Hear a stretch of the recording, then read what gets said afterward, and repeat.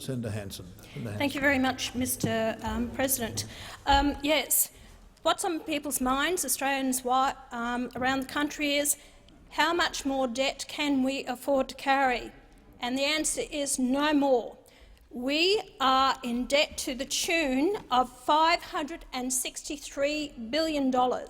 It was just a few weeks ago that the Treasurer, Scott Morrison, has actually said we're going to raise it to $600 billion.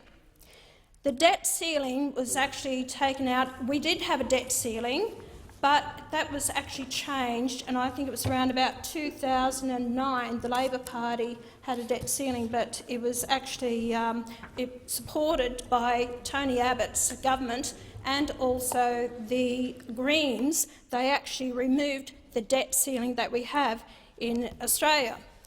I don't believe that it can go on the way that it's going. Scott Morrison has said in the past, we don't have a revenue problem, we have a spending problem. Well and truly, but I say that we have both. We do have a revenue problem and we do have a spending problem. If we actually have a look at the debt, I think it's accumulating around about $14 billion a year, and that's how much we're going further into debt. At this rate, we will never be able to pay it back. The government is increasing the debt. They tell us at budget time we will be back in surplus in a matter of years. That is not the case. We need to rein in our spending. Now, let me make a few examples of it where we could actually rein in our spending. If you have a look at the remuneration package paid to a lot of our organisations, and as I raised in the chamber where the head of the CEO of Australia Post was on $5.6 million a year, $5.6 million a year that he's actually paid himself. The head of NBN is actually $3.6 million a year. If we look at some of the other positions, you've got chancellors of universities. The top one is just over $1 million a year. You've got your top 21. They're probably bringing in from $700,000 plus a year. Now, these organisations, and then you can go to some of the other positions in the Australia Post. You've got, they're on $1.5 million. You've got another $1.2 million, those on the board of directors. You've got the head of the ABC, the CEO there. She's on approximately around about $900,000 plus a year. This is completely out of the realm of what the average Australian finds is acceptable. We are now getting a divide in Australia where you have ordinary Australians who are trying to work extremely hard, and the average wage, some may say it's around about $45,000 or $50,000 a year. Many are only receiving their $30,000 a year and having to live on that. And when you hear of these people, these wages that I have been saying, the $5.6 million for the CEO, people are furious about it, and I don't blame them. When I raised in the parliament about the CEO and what he was getting paid, the Liberal Party, the government, said, well, look, we will fix that. We actually will change it, what he can be paid. Well, they put out a remuneration package here that he should actually come under the classification of Band E. Well, quite interesting. If you go through the bands A, B, C and D, they start from a certain amount and they have a total amount that they can actually be paid. But under Band D, that's not the case. It says from either $380,230 or from $469,340. It doesn't say to what amount. So what they've done is they've actually given carte blanche to the board of the Australia Post to stipulate what they want to pay the next CEO of Australia Post. Australians are going to put up with this anymore.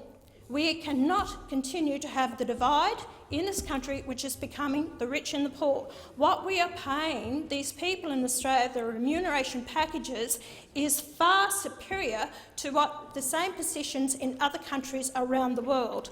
This has to change. Another thing about our debt, where we can rein it back in, we had assets. We had Telstra. In 1996, a profit of about $2.2 billion, but no, the government wanted to sell off Telstra. Now it's making a profit around about $6.5 billion a year profit. Then you have the Commonwealth Bank. That was sold off also. Now you're looking at getting near $10 billion profit a year, the Commonwealth Bank. We are seeing too many of our assets being sold in this country. Australians are fed up with their assets. It belongs to them, not up to governments to decide when they wish to sell off an asset to gain just a couple of $1 billion that they continually waste, and we don't have the revenue coming in. Case in point I'm going to talk about it also is the Adani mine. Now, the government is looking at loaning Adani mine $1 billion to build this railway line. If you look at the figures of building this railway line, and I'm all for the coal mining, I have no problems with it. We need it for the jobs, which will create around about 1,463 permanent jobs, but in building the mine, building the railway line, it's going to create more jobs in the interim. But the railway line, if we built it, Adani at full production, which the mine is supposed to be able to be mined for the next 60 years, they are going to have to cart their coal. The average cost of carting that coal is going to be $10 a tonne. At height of production, they're looking at 60 million tonnes. That will equate to $600 million a year in revenue we can have coming from that rail line. But not only Adani mine, but also the other carriers or coal mines that are in the area, which could equate to another $60 million a year. We, as a government, if we owned that railway line, we could pull in at least $1 billion a year. So why are we actually going to allow a foreign company to own the railway line to pull in the profits off that?